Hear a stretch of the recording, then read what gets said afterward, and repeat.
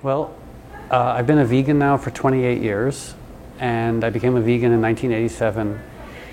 And the simple reason why I became a vegan and why animal rights are important to me is that it seems very obvious that any creature with eyes and a nervous system is capable of feeling intense pain, and is also capable of having their own life and their own emotional life and their own rights and their own will. And I think it's actually evil to impose our will on another animal or another person or any other creature. You know, every creature on the planet is entitled to live its own life. That's why I'm an animal rights campaigner, and that's why I'm a vegan, and that's my sort of ethical orientation towards other creatures and life on the planet.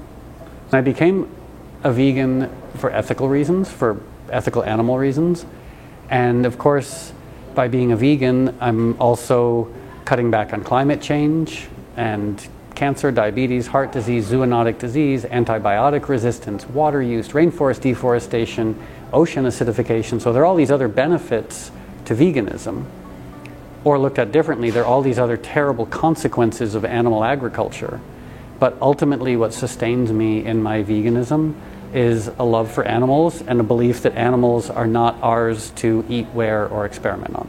I believe in animal rights and rights for all animals, but especially something like fur.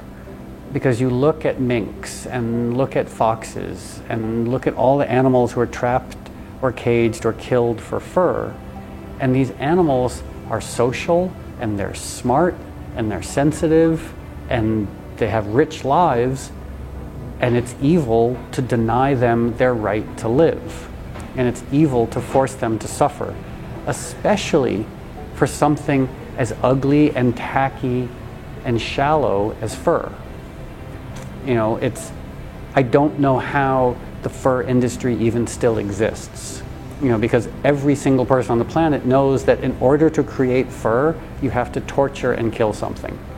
You know, there's no way to humanely create fur. You know, it's a barbaric, horrifying industry, and it should just be banned outright. And what's encouraging about the anti-fur campaigns in Poland is that the fur lobby in Poland isn't as strong as it is in other countries, because in other countries the fur lobby influences politicians more. And I feel like in Poland the politicians have the ability to actually do the right thing. Well, I'm a member of Open Cages, and I'm an animal rights activist because I love animals, and I believe that animals have their own rights and their own wills and their own lives. And I encourage anyone who also cares about animals and who believes in animal rights and animal welfare to join Open Cages and do everything that you can to campaign for animal rights and for animal welfare.